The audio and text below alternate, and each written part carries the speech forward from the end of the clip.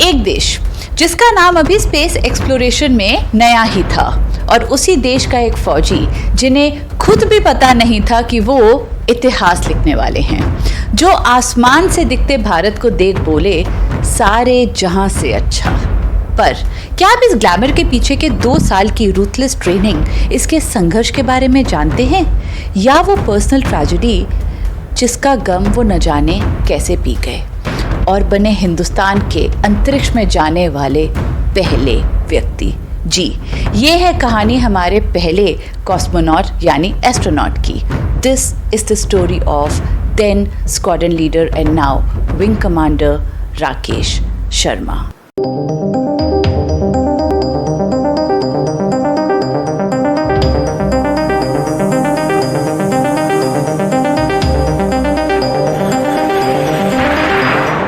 जय हिंद दोस्तों, मैं हूं प्रेरणा और आज हम उस फौजी की बात कर रहे हैं जिन्होंने स्पेस तक पहुंचने के लिए हर टेस्ट, पर्सनल दर्द और लैंग्वेज की लिमिट भी पार कर दी। जानते हैं आज इनकी कहानी, इनकी ये जर्नी शुरू कैसे हुई। Chapter 1, selection and training. Rakesh Sharma Patiala में 13 जनवरी 1949 को जन्मे। बचपन से ही उन्हें एयरक्राफ्ट और आउटर स्पेस में बहुत दिलचस्पी थी। तो जब 1961 में सोवियत के यूरी गगैरिन स्पेस में जाने वाले पहले इंसान बने, उन्होंने उनकी सारी न्यूज़ कीनली फॉलो करनी शुरू कर दी, ना जानते हुए कि एक दिन वो उन्हीं के कदमों पे चलेंगे। अंतरिक्ष का तो पता नहीं, लेकिन एयरक्राफ्ट से अपनी मोहब्बत को मुकम्मल करने के लिए 17 साल की उम्र में उन्होंने NDA यानी नेशनल डिफेंस एकेडमी ज्वाइन की और 21 साल की उम्र में वो बने फाइटर पायलट। उन्होंने कई प्लेन्स उड़ाए और स्पेशलाइज किया टेस्ट फ्लाइंग में। 1980s के आते उन्होंने अपनी स्किल्स साबित कर दी थी। उनका यह तजुर्बा बहुत ही यूजफुल साबित हुआ जब सोवियत यूनियन के कोलैबोरेशन में Indian space research organisation ISRO India का पहला ह्यूमन इंटर कॉस्मोस प्रोग्राम के अंतर्गत स्पेस में भेजने का प्लान कर रहा था। आइडियल कैंडिडेट का एक काबिल पायलट तो होना जरूरी था, पर साथ ही चाहिए थी स्पेस की gruelling physical and psychological demands झेलने वाली मजबूत नींव। जनवरी 1982 में IAF ने इस मिशन के लिए 150 पायलट्स सेलेक्ट किए। मल्टी स्टेज स्क्रीनिंग प्रोसेस जैसे psychological evaluations, endurance test, technical interviews और मेडिकल चेकअप्स के बाद उन्होंने 2 pilot, wing commander Ravish Malhotra और स्क्वाड्रन लीडर राकेश शर्मा को सेलेक्ट किया। इन दोनों को इनिशियल कॉस्मोनॉट ट्रेनिंग दी गई। कॉस्मोनॉट ये कोई अनोखा शब्द नहीं है। अगर सोवियत अपने बंदे अंतरिक्ष में भेजे तो उसे कॉस्मोनॉट कहते हैं, और अगर US या कोई और देश भेजे तो astronaut. 2 words, same meaning. Finally इस मिशन के लिए स्क्वाड्रन लीडर राकेश शर्मा को सेलेक्ट किया गया और विंग कमांडर रवीश मल्होत्रा बने बैकअप। इसके बाद स्क्वाड्रन लीडर शर्मा पहुंचे मॉस्को के यूरी गगैरिन कॉस्मोनॉट ट्रेनिंग सेंटर में, जहां वो मिले अपने बाकी 2 क्रू मेंबर से, कमांडर यूरी मालिशेव और फ्लाइट इंजीनियर गेनाडी स्ट्रेकलोव। और वहां स्क्वाड्रन लीडर शर्मा ने तकरीबन 2 साल की ट्रेनिंग ली। क्या ही होगा इस ट्रेनिंग में, चलिए थोड़ी सी झलक डालते हैं। स्पेसक्राफ्ट सिस्टम्स की ट्रेनिंग तो जाहिर है, उन्होंने सोयूज स्पेसक्राफ्ट के टेक्निकल सीक्वेंसेस, इमरजेंसी प्रोटोकॉल और इक्विपमेंट हैंडलिंग सीखे। मेडिकल और कार्डियोवैस्कुलर कंडीशनिंग ना ही सिर्फ थ्रेडमिल पे, पर रोटेटिंग चेयर पे भी उनकी ग्रेविटेशनल फोर्सेस के अगेंस्ट एंड्योरेंस को तय करने के लिए, ताकि वो लॉन्च के दौरान या री एंट्री के वक्त ये सहन कर सके।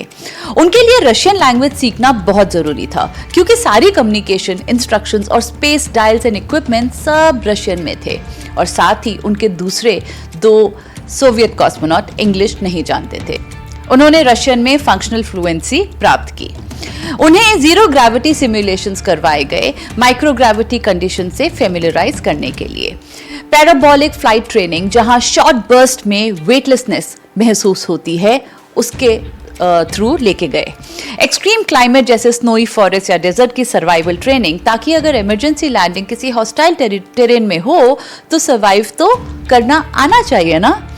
क्लॉस्ट्रोफोबिया टेस्ट, जिसमें 72 आवर्स तक एक आइसोलेटेड छोटे से आर्टिफिशियली लिट कमरे में रखा गया, कन्फाइंड एनवायरनमेंट सहन करने का मेंटल स्टैमिना जानने के लिए, और ऐसी कई अजीबोगरीब ट्रेनिंग से गुजरे थे वो। लेकिन इस सब के साथ आया एक सबसे बड़ा टेस्ट, इस ट्रेनिंग का नहीं, पूरे जीवन का, जिसके लिए किसी को भी कभी भी कोई ट्रेनिंग प्रिपेयर नहीं कर सकती। उनकी ट्रेनिंग के दौरान उन्हें एक गहरी पर्सनल ट्रेजेडी फेस करनी पड़ी। उनकी 6 साल की बेटी एक सर्जरी की कॉम्प्लिकेशन से चल बसी। ऑब्वियसली उन्हें बहुत गहरा सदमा लगा था, लेकिन उन्होंने मिशन कंटिन्यू रखने का डिसीजन लिया, displaying extraordinary strength, commitment and focus. Squadron leader Sharma ने मैसूर की defence food research laboratory DFRL के साथ काम करके अपने इंडियन खाने को स्पेस ले जाने के लिए तैयार किया। मिलकर उन्होंने 18 फ्रोजन ड्राइड इंडियन डिशेस तैयार की, जैसे सूजी हलवा, आलू छोले और वेजिटेबल पुलाव, जो बाद में उन्होंने अपने सोवियत क्रूमेट के साथ साल्यूट 7 स्पेस स्टेशन में शेयर किया। 1984 में उन्हें स्पेस जाने के लिए रेडी घोषित कर दिया गया। ये इंडिया के लिए एक बहुत बड़ा माइलस्टोन था। Chapter 2, the launch and return. 2 April 1984, 6:38 UTC यानी 12:08 PM IST को Soviet Soyuz T-11 spacecraft Baikonur cosmodrome, जो आज कजाकिस्तान है, वहां से लॉन्च हुआ।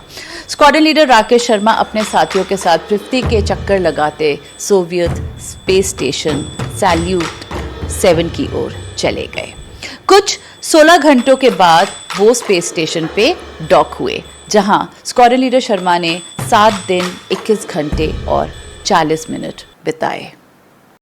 उनके वहां जाने के प्राइमरी मिशन साइंटिफिक एक्सपेरिमेंट थे, जैसे मल्टीस्पेक्ट्रल कैमरा और एडवांस फोटोग्राफिक इंस्ट्रूमेंट से उन्हें पृथ्वी के, स्पेशली अपने भारत की तस्वीरें लेनी थी। कई रिमोट सेंसिंग एक्सपेरिमेंट्स करने थे, जिससे हमें natural resources, forest cover, soil moisture और स्नो पैटर्न्स के बारे में पता चले।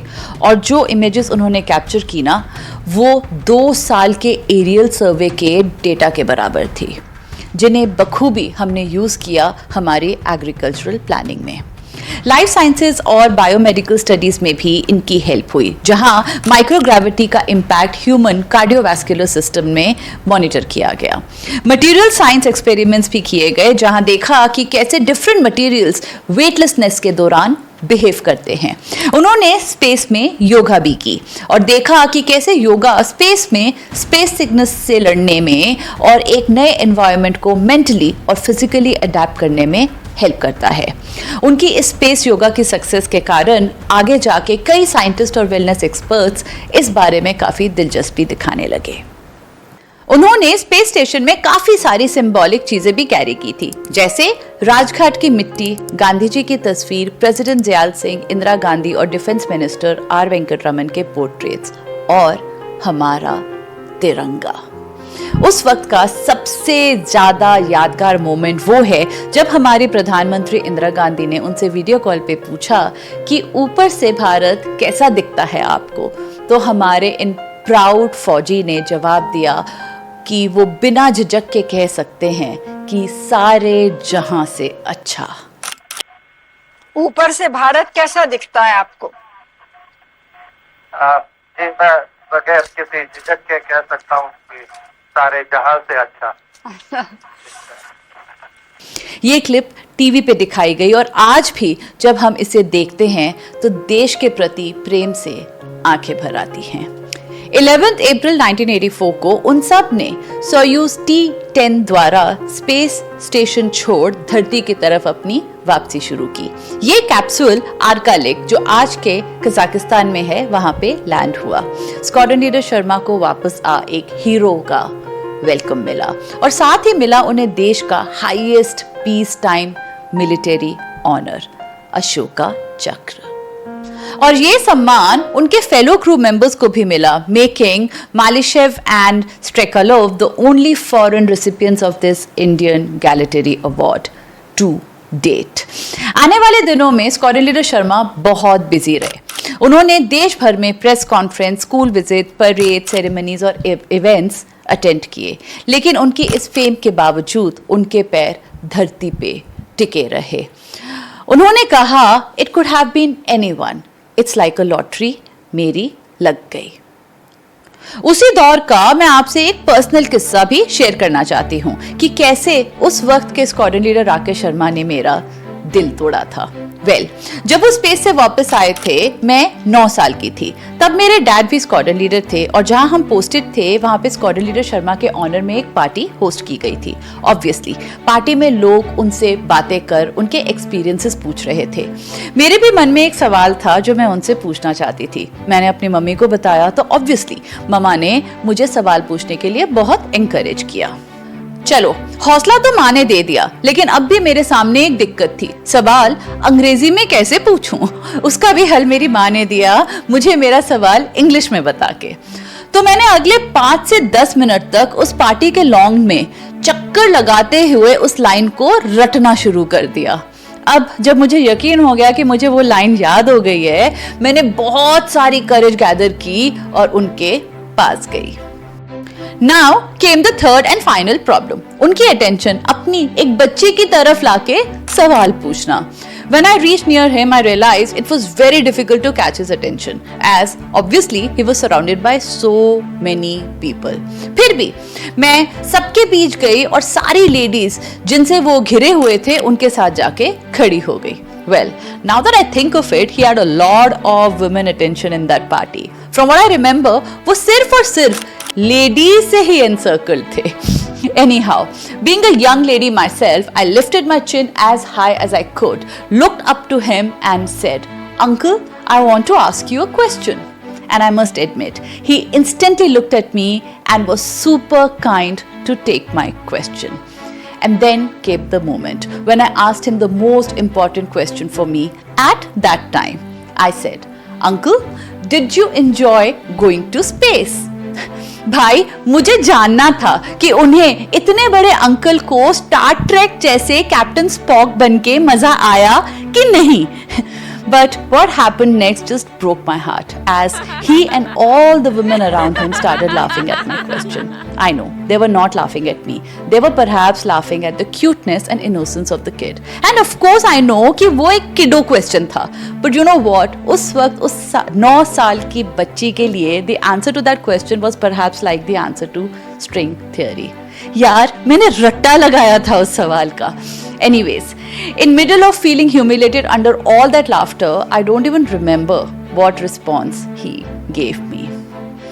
So, Wing Commander Rakesh Sharma, if you are listening, you broke that 9-year-old girl's heart that day. But you know what? You get a pass for you made me, us and our whole country proud. अब मेरे इस बचपने की sob story के बाद let's come back to the main story. Space से आने के बाद स्क्वाड्रन लीडर शर्मा ने एयरफोर्स में अपनी सर्विस जारी रखी और 1987 में वो एज विंग कमांडर रिटायर हुए। But for him retirement from the air force did not mean retirement from aviation.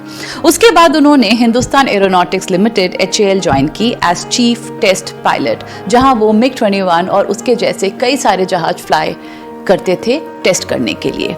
And during his tenure at HAL he had a close brush with death. एक बारी MiG-21 fly करते उनके जहाज में mid air technical issues हुए, aircraft uncontrollable था, उन्होंने and मौके पे इजेक्ट किया, surviving only by split second decision.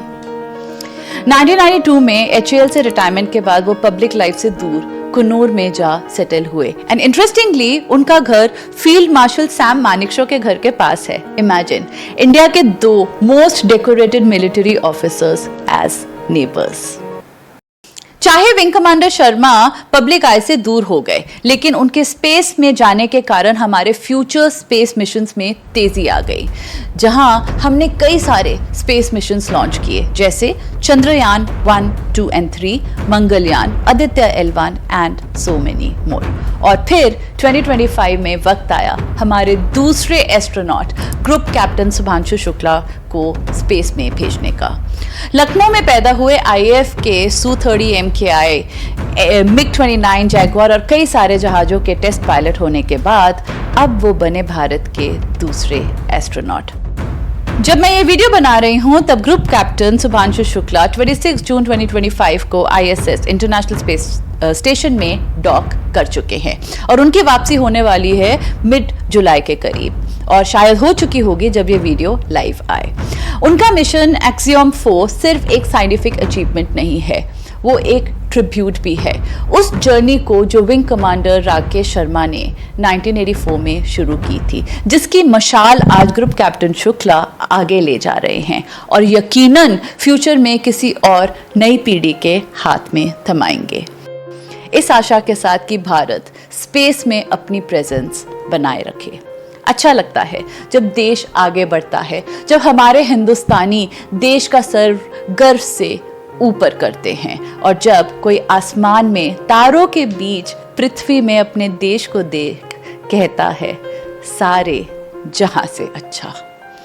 Thank you, Wing Commander Rakesh Sharma and Group Captain Subhanshu Shukla for your service to the nation and writing India's name in the history of global space journey. इसके आगे अब मैं क्या ही बोल सकती हूँ, इसीलिए अब वीडियो खत्म करके आपसे इजाज़त लेती हूँ।